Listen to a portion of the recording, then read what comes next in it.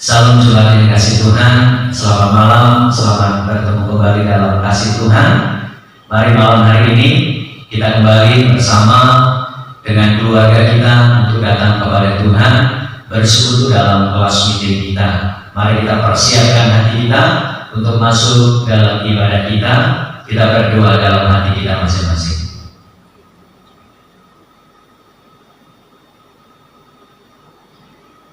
Mari kita mengangkat pujian kita kepada Tuhan, hanya dekat kasih-Mu Bapa.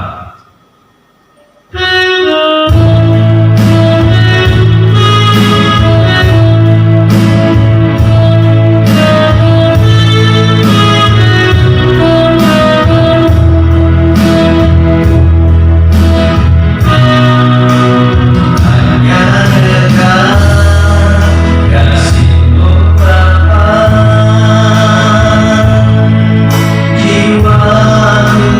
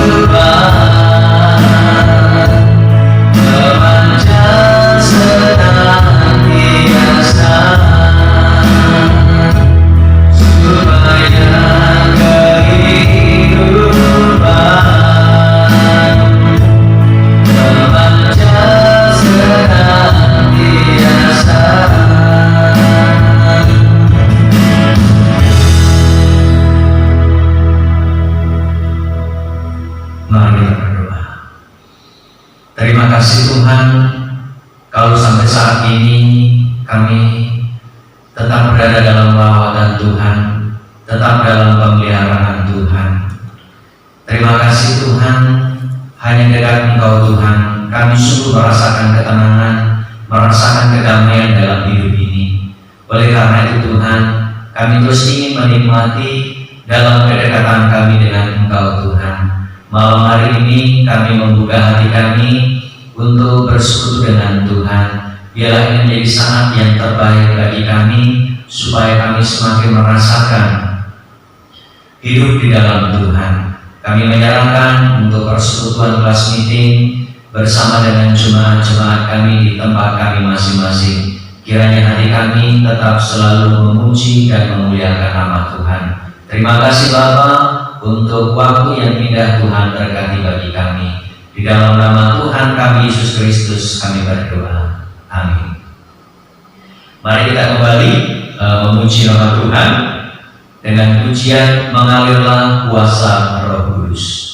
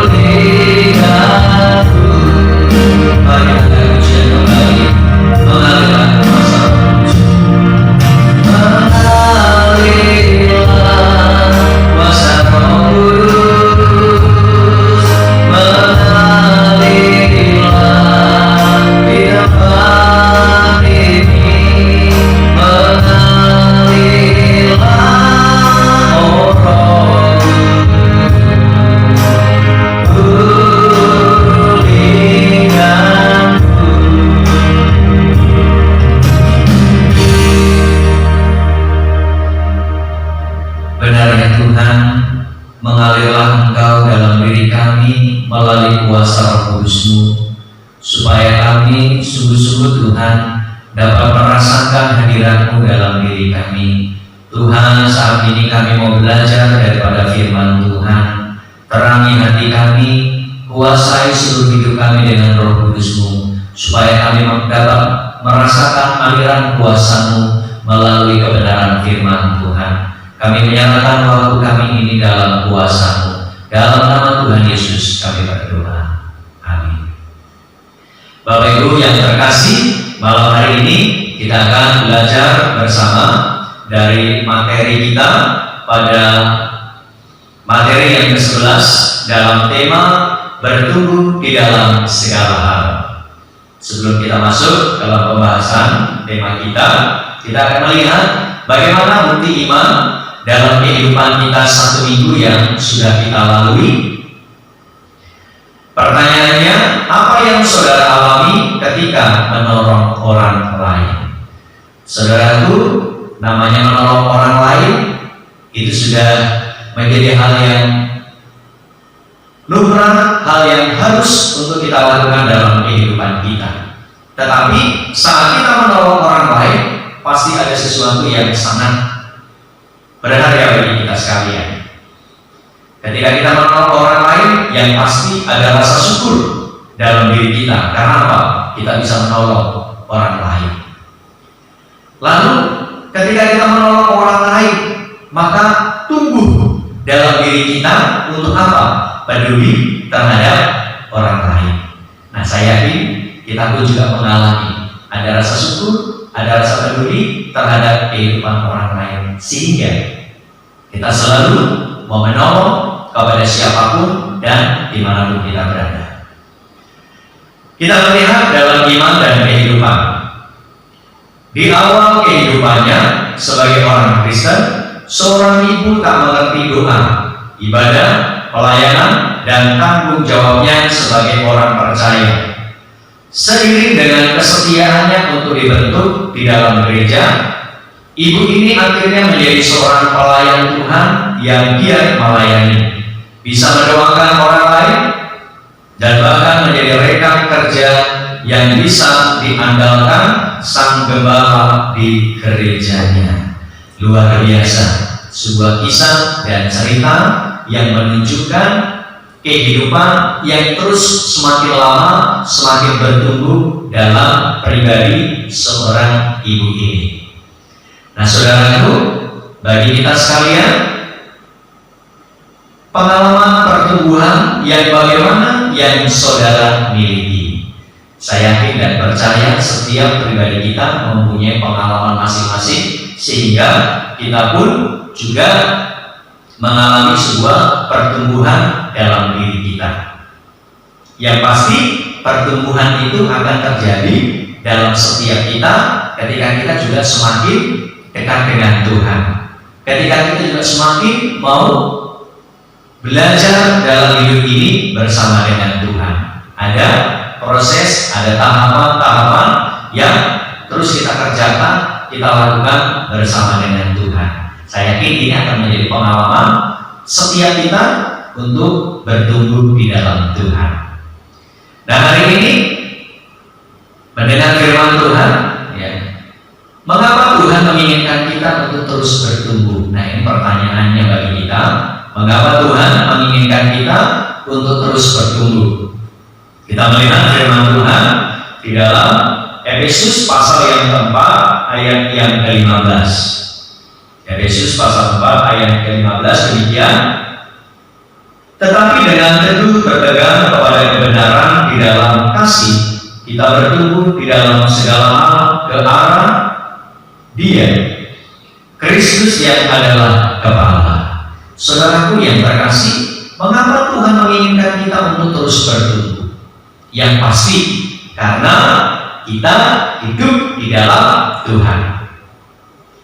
Orang hidup saja selalu ingin mengalami pertumbuhan, ingin mengalami perkembangan dalam segala hal. Apalagi bagi kita yang hidup di dalam Kristus, maka sudah pasti Tuhan pun juga menginginkan kepada setiap pribadi kita mengalami pertumbuhan. Dan pertumbuhan itu Tuhan harapkan dalam kehidupan kita bertumbuh dalam segala hal, sebagaimana tema kita. Kalau bertumbuh dalam segala hal berarti dalam keseluruhan hidup kita harus menunjukkan sebuah pertumbuhan. Satu contoh, bertumbuh di dalam cara berpikir kita. Bagaimana kita berpikir terhadap segala kehidupan ini? Adakah dalam pikiran kita ketika kita hidup di dalam Tuhan masih terus-menerus diisi dengan pikiran-pikiran yang tidak yakin, pikiran-pikiran yang negatif, pikiran-pikiran yang berprasangka yang tidak baik? Nah, tentu bagi kita yang hidup di dalam Tuhan, maka pikiran kita harus kita terus tumbuhkan dengan pikiran-pikiran yang positif, dengan pikiran-pikiran yang baik, dengan prasangka-prasangka yang baik dalam kehidupan kita. Kita akan berusaha bagaimana menyingkirkan hal-hal yang tidak baik dalam kehidupan kita. Nah, itu cara berpikir. Lalu bagaimana juga dengan perasaan yang ada dalam diri kita? Tuhan Tuhan mau perasaan kita juga semakin bertumbuh dalam kehidupan kita. Rasa kepedulian kita, rasa cinta kita, rasa kasih kita, ya kepada siapapun, terhadap keluarga kita, terhadap saudara-saudara kita, bahkan juga terhadap orang lain. Adakah juga semakin tumbuh rasa yang ada dalam diri kita?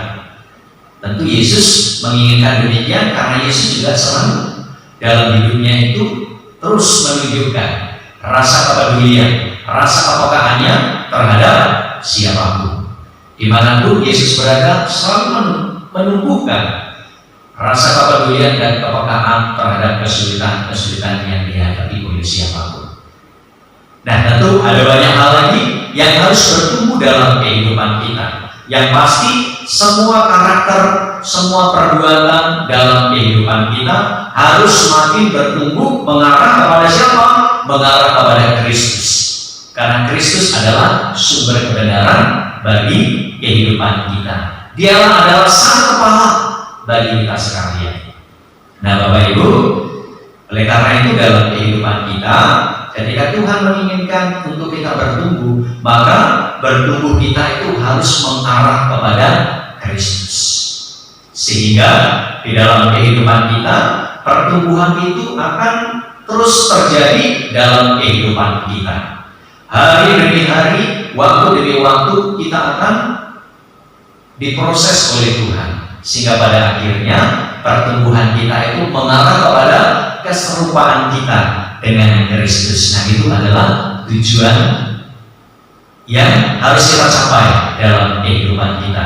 Karena kita diciptakan serupa dengan gambar Allah, maka Tuhan juga ingin dalam kehidupan kita mencapai keserupaan di dalam Allah.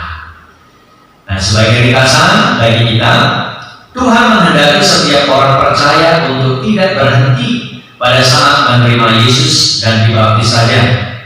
Lahir baru dan baptisan hanyalah merupakan awal dari perjalanan kerohanian kita untuk bertumbuh ke arah kedewasaan. Oleh karena itu, seorang Kristen mulai menjalani proses dari seorang bayi rohani dan belajar setahap demi setahap menjadi seorang Kristen yang dewasa, sehingga hidup kita semakin serupa dengan Kristus. Nah, saudara, mengingatkan kembali, sekarang kita sedang hidup dalam proses untuk kita menuju kepada kesempurnaan Kristus. Oleh karena itu, mulailah lakukan dari saat ini. Jangan biarkan hidup kita menjadi kerdil oleh karena tidak bertumbuh. Kita bersyukur memiliki Tuhan Yesus yang adalah sumber pertumbuhan bagi kerohanian kita, bagi kehidupan kita. Jadi, mari kita terus bersama-sama bertumbuh di dalam segala hal. Kita saling mendoakan, kita saling menguatkan, supaya kita sama-sama mengalami pertumbuhan di dalam Tuhan. Nah, sebagai permulaan iman baru dalam kehidupan kita, apa proses yang dialami saudara dalam pertumbuhan rohani? Nah, ini penting, proses yang sedang kita jalani pada saat ini. Kalau saat ini mungkin kita sedang mengalami kesusahan, kesulitan secara bersama-sama. Nah, dalam situasi ini, apa yang kita lakukan sebagai proses dalam kehidupan kita? Apakah kita semakin bertumbuh di dalam Tuhan? Apakah kita semakin lemah? Mari, namanya bertumbuh berarti kita harus semakin giat, kita semakin sungguh-sungguh untuk mendekat kepada Tuhan.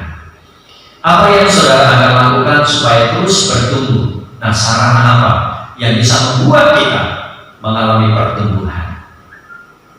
Contoh di sini, misalnya kita terus mendoakan bagi orang lain, kita berpuasa, membaca Alkitab atau membaca buku-buku rohani.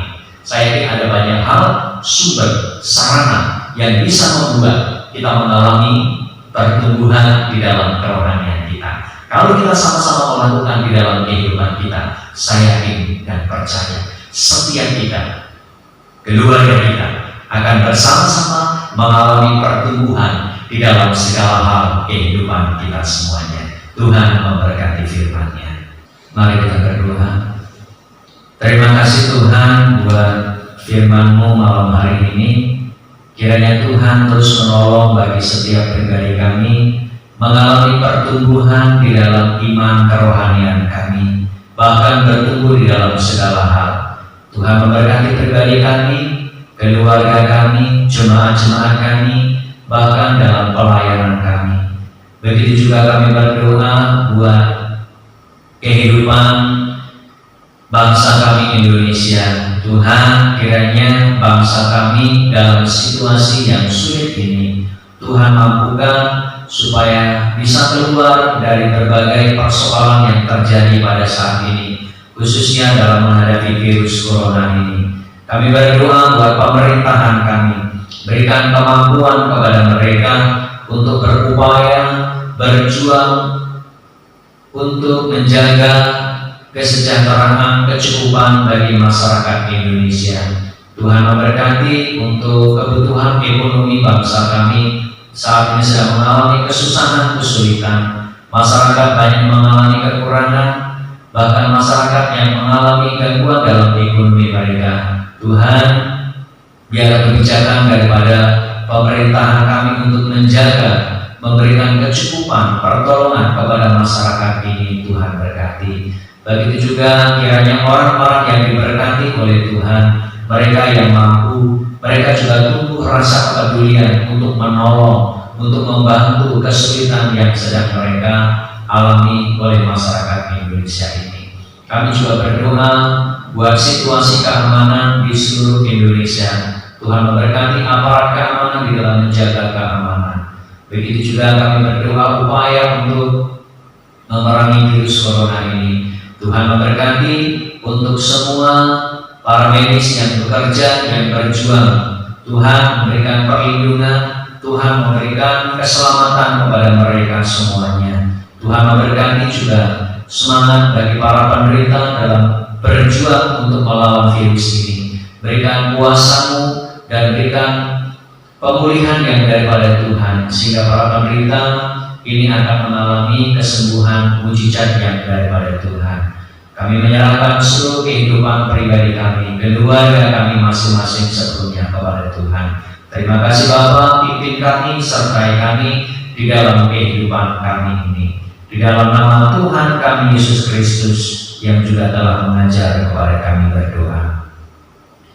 Bapa kami yang di surga, dikuduskanlah nama-Mu, datanglah kerajaan-Mu, jadilah kehendak-Mu di bumi seperti di surga.